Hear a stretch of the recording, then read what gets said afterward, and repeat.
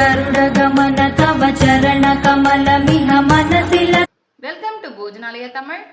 இன்னைக்கு நம்ம போஜனாலயால பார்க்க போற ரெசிபி, இப்போ பொங்கல் முடிஞ்சு மாட்டு பொங்கலுக்கு அன்னைக்கு கணுப்பிடி வைப்போம் நம்ம எல்லாருமே. அதாவது முதல் நாள் பழையது, முதல் நாள் பொங்கல், இது எல்லாத்தையும் வச்சு நம்ம கணுப்பிடி வச்சு கூட பிறந்தவா நன்னா இருக்கணும் அப்படின்னு சொல்லி எல்லாரும் வேண்டிட்டு அதுக்கப்புறம் கலந்த சாதம் பண்ணி நைவேத்தியம் பண்ணி அன்றைக்கி எல்லோரும் கலந்த சாதமாக சாப்பிடுவோம். ஸோ வந்து நிறைய வெரைட்டிஸ் நம்ம கலந்த சாதம் பண்ணுவோம். இருந்தாலும் நான் ஒரு 2 வெரைட்டி கலந்த சாதம் பண்ணலான் இருக்கேன். அது என்ன அப்படின்னா, ஒன்று நார்த்தம்பழ சாதம், இன்னொன்று பட்டாணி சாதம். இந்த வீடியோக்குள்ளே போகிறதுக்கு முன்னாடி நம்மளோட போஜனாலயா தமிழ் சேனலை சப்ஸ்கிரைப் பண்ணாதவா மறக்காமல் சப்ஸ்கிரைப் பண்ணிக்கோங்க. இப்போ ரெசிபிக்குள்ளே போகலாம். நம்ம சாதாரணமாக கணு அன்னைக்கு லெமன் சாதம், புளியின் சாதம், தேங்காய் சாதம், அந்த மாதிரி எல்லா வெரைட்டிஸும் பண்ணுவோம். நான் இன்னைக்கு நார்த்தம்பழம் கிடச்சிது எனக்கு, அதனால லெமன் சாதத்துக்கு பதிலாக நார்த்தம்பழம் வச்சு இதோட ஜூஸ் வச்சு நார்த்தம்பழ சாதமும், பச்சை பட்டாணி இப்போ சீசனில் நமக்கு நிறைய கிடைக்கிறது இல்லையா, ஸோ அதை வச்சு ஒரு பட்டாணி சாதமும் 2 கலந்த சாதம் இன்னைக்கு பண்ண போகிறோம். ஸோ அதுக்கு நான் இன்க்ரீடியன்ஸ் எல்லாமே எடுத்து வச்சுருக்கேன். இந்த பக்கம் இந்த பட்டாணி சாதத்துக்கு ஃபஸ்ட்டு நம்ம இந்த இழுப்பு சட்டியில் ஒரு பொடி வறுத்துக்கலாம். அதாவது ஒரு பொடி நம்ம பண்ணி போடுறதுக்காக, அதுக்காக இழுப்பு சட்டியில் எண்ணெய் கொஞ்சமாக விட்டு காய வச்சுருக்கேன். எப்பயுமே நம்ம இப்போது சமையல் பண்ணுறோம் அப்படின்னா சின்ன சின்ன விஷயங்கள் பிளான் பண்ணிட்டோம் அப்படின்னா சமையலும் சீக்கிரமாக முடியும், பாத்திரமும் அதிகமாக செலவாகாது. ஸோ அதனால் லெமன் சாதத்துக்கு இதில் தாளிக்கிறதுக்கு முன்னாடி நான் கலந்த சாதத்துக்கு இந்த பட்டாணி சாதத்துக்கு ஒரு பொடி பண்ணுறதுக்கு வறுத்துக்க போகிறோம். ஸோ அதுக்கு தான் எண்ணெய் காய வச்சுருக்கேன். இப்போ இந்த எண்ணெய் காஞ்ச உடனே கடலைப்பருப்பு ஒரு 2 டேபிள் ஸ்பூன் கடலைப்பருப்பும் 4-5 மிளகா வத்தலும் எடுத்து வச்சுருக்கேன். அதை இதில் சேர்த்துக்கிறேன்.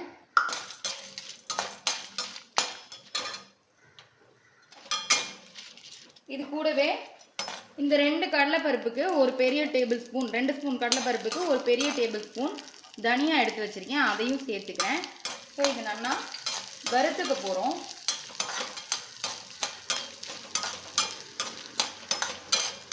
லைட்டாக வாசனை வர இருக்குது. நம்ம வந்து இப்போ கறி பொடியெலாம் பண்ணுறதுன்னா, சாம்பாருக்கு அரைச்சி விட்டுறதுனா இந்த பொடி சேர்த்துப்போம் இல்லையா, ஸோ அந்த மாதிரி ஒரு பொடி காரமாக இருக்கிறதுக்காக இந்த பொடி சேர்த்துட்டு போகிறோம். இது கூடவே நான் கொஞ்சமாக தேங்காய் திருகி வச்சுருக்கேன். ஸோ நைவேத்தியத்துக்கு அப்படிங்கிறதுனால நம்ம இந்த பொடியும் தேங்காயும் ஃப்ரெஷ்ஷாக பண்ணிக்கிறது தான் நல்லது. புது தேங்காய் உடச்சி திருகி வச்சுருக்கேன். இதை கொஞ்சம் வாசனை வர அளவுக்கு வறுத்துக்க போகிறோம். இப்போது இந்த பொடி 2 நிமிஷம் வறுபட்டுருது. இதை கொஞ்சம் கோர்ஸாக, ரொம்ப நைஸாக பண்ணாமல் கொஞ்சம் கோர்ஸாக பொடி பண்ணி எடுத்துகிட்டு வர போகிறோம். இப்போ நம்ம வறுத்த அந்த பொடி ஆறுறதுக்குள்ளே நார்த்தம்பழ சாதத்துக்கு இந்த ஜூஸ் நல்லா பிழிஞ்சு எடுத்துக்கிறேன். ஸோ வந்து இது பழமாக இருக்குது, காயில் கூட நம்ம பண்ணலாம், பட் பழம்னா சாறு கொஞ்சம் நிறையா வரும், நல்லா டேஸ்ட்டாகவும் இருக்கும். இப்போ பட்டாணி சாதம் பண்ணுறதுக்கு எண்ணெய் காய வச்சுருக்கேன். இதில் கடுகு, உளுத்தம்பருப்பு,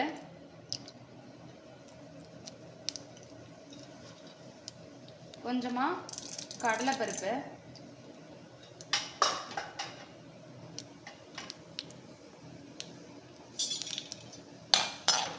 எல்லாம் பொரியட்டும்.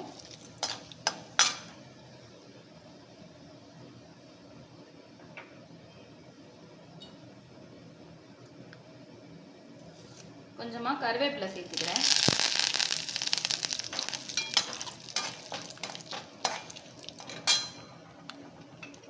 அதுக்கப்புறம் வாசனைக்காக பெருங்காயம் சேர்த்துக்கிறேன்.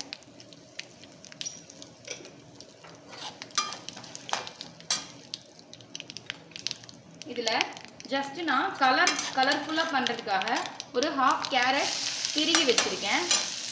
இது வந்து ஆப்ஷனல் தான், போடணும்னு கட்டாயம் கிடையாது. பட் நம்ம பட்டாணி இப்போ பச்சை கலரில் இருக்கும், ரைஸ் ஒயிட் கலரில் இருக்கும், நான் ஜஸ்ட் ஒரு கலர்ஃபுல்லாக இருக்கிறதுக்காக நான் வந்து கேரட் கொஞ்சமாக திருகி வச்சுருக்கேன். இதில் இப்போது சீசன் பட்டாணி கிடைக்கிறது இல்லையா, உரிச்ச பட்டாணி, அது ஒரு 1/4 கப்பு கொஞ்சமாக, நான் ஒரு 3 பேர் சாப்பிட்ற மாதிரி பண்ணுறேன். அதனால் இந்த அளவில் உரித்து அதை லைட்டாக உப்பு போட்டு ஒரே ஒரு பாயில் பண்ணி வச்சுருக்கேன். இது வந்து அப்படியே கூட நம்ம வதக்கலாம், பட் கொஞ்சம் நல்லா வேகணும் அப்படிங்கிறதுக்காக நான் லைட்டாக கொஞ்சமாக வேக வச்சுருக்கேன் உப்பு போட்டு. இதையும் இதில் ஆட் பண்ணிக்கிறேன். 2 நிமிஷம் இது வதங்கட்டும்.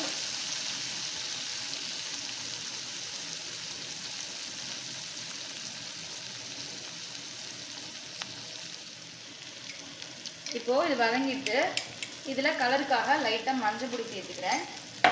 அதுக்கப்புறம் நம்ம எடுத்து வறுத்து வச்சுருக்கோம் இல்லையா, இந்த பொடி பண்ணி வச்சுருக்கோம் இல்லையா, இதை காரத்துக்கு ஏற்ற மாதிரி ஆட் பண்ணிக்கிறேன். ஸோ இதோட காரம் தான் இந்த சாதத்துக்கு ரொம்ப டேஸ்ட்டாக இருக்கும். அதுக்கப்புறம் சாதம் மொத்தம் நான் ஒரு 1.25 அழகு சாதம் வடித்து 2ஆக பிரித்து வச்சுருக்கேன். கொஞ்சம் பட்டாணி சாதத்துக்கும் கொஞ்சம் நார்த்தம்பழ சாதத்துக்கும். ஸோ இது உதிராக நான் வடித்து ஆற வச்சுருக்கேன். இது கஞ்சி வடித்த சாதம். ஸோ ரொம்ப பொலன்னு நல்லா ஒயிட் கலரில் அதே சமயம் வெந்து இருக்கும். அதை அப்படியே ஆட் பண்ணிக்கிறேன். இப்போ இந்த சாதத்தையும் போட்டாச்சு. இதுக்கு தேவையான அளவு சால்ட்டு போட்டுக்கிறேன். பட்டாணியில் நான் கொஞ்சமாக ஒரே ஒரு பிஞ்சு தான் உப்பு போட்டு வேக விட்டேன். ஸோ இப்போது சாதத்துக்கு ஏற்ற சால்ட்டு போட்டுட்டு இதை நல்லா கலரி விட்டுக்க வேண்டியதான். ஒரு 2 நிமிஷம் இதெல்லாம் ஒன்று சேர்ற அளவுக்கு கலரிக்கும். இது நல்லா இப்போ கலந்து விட்டாச்சு. இதில் வாசனைக்காக 2 டேபிள் ஸ்பூன் நெய் மட்டும் சேர்த்துக்கிறேன். நெய் சேர்த்துட்டா நல்ல வாசனையாக இருக்கும், டேஸ்டாகவும் இருக்கும். இதில் ஒரே ஒரு விஷயம் பண்ண போகிறோம். என்ன அப்படின்னா, ஒரு 2 ட்ராப் லெமன் ஜூஸ் பிழிஞ்சு வச்சுருக்கேன். அதை ஆட் பண்ணிவிட்டு இது நல்லா கலந்து விட்டு போகிறோம். அவ்வளோதான். இப்போ இது ரெடி ஆகிடுச்சு. மேலாக்க கொஞ்சம் கொத்தமல்லி தூவிட்டு அடுப்பை ஆஃப் பண்ணிவிட்டு வேறு ஒரு பவுலுக்கு ட்ரான்ஸ்ஃபர் பண்ணிக்கலாம். இப்போ பட்டாணி சாதம் பண்ண அதே இழுப்பு சட்டிலேயே அதை ட்ரான்ஸ்ஃபர் பண்ணிவிட்டு நான் தொடச்சிட்டு நல்லெண்ணெய் காய விட்டுருக்கேன் நார்த்தம்பழ சாதம் பண்ணுறதுக்கு. ஸோ எண்ணெய் காஞ்ச உடனே கடுகு வெடித்த உடனே எப்பயுமே கடுகு நல்லா வெடிக்க விடணும். இல்லைன்னா பச்சை ஸ்மெல் வரும், வாயில் கடிப்படும். வெடிச்சாதான் வாசனை நல்லாயிருக்கும். அதுக்கப்புறம் கடலைப்பருப்பு கொஞ்சம் கூடவே சேர்த்துக்கிறேன். கடலைப்பருப்பு, அதுக்கப்புறம் உளுத்தம்பருப்பு, இதெல்லாம் போட்டோம்னா முந்திரி பருப்பு கொஞ்சம் உடச்சி வச்சுருக்கேன். அது பச்சை மிளகாயும் அதில் சேர்த்துக்கிறேன். பொடியாக ஒரு 3 பச்சை மிளகாய் கட் பண்ணி வச்சுருக்கேன். அதையும் சேர்த்துக்கிறேன். அதுக்கப்புறம் ஒரு கொத்து கருவேப்பிலை போடுறேன். கருப்பு வகைகள்லாம் கொஞ்சம் செவக்கட்டும், நம்ம வெயிட் பண்ணுறோம். இதெல்லாம் இப்போ செவந்துருக்கு. இப்போ சாதத்துக்கு தேவையான மஞ்சள் பொடி ஆட் பண்ணிக்கிறேன். அதுக்கப்புறம் பெருங்காய பொடி வாசனைக்கு ஆட் பண்ணிக்கிறேன். அவ்வளோதான். அடுப்பை ஆஃப் பண்ணிடலாம். எப்பயுமே லெமன் சாதத்துக்கு சுட வைக்கக்கூடாது. லெமன் சாதம், நார்த்தம்பழ சாதம் இந்த மாதிரிலாம் பண்ணும்பொழுது ரொம்ப நம்ம அடுப்பில் வச்சு கொதிக்க வைக்கக்கூடாது. ஸோ அந்த சூட்லேயே நம்ம இது பண்ணிடலாம். அதனால் நான் அடுப்பை ஆஃப் பண்ணிட்டேன்.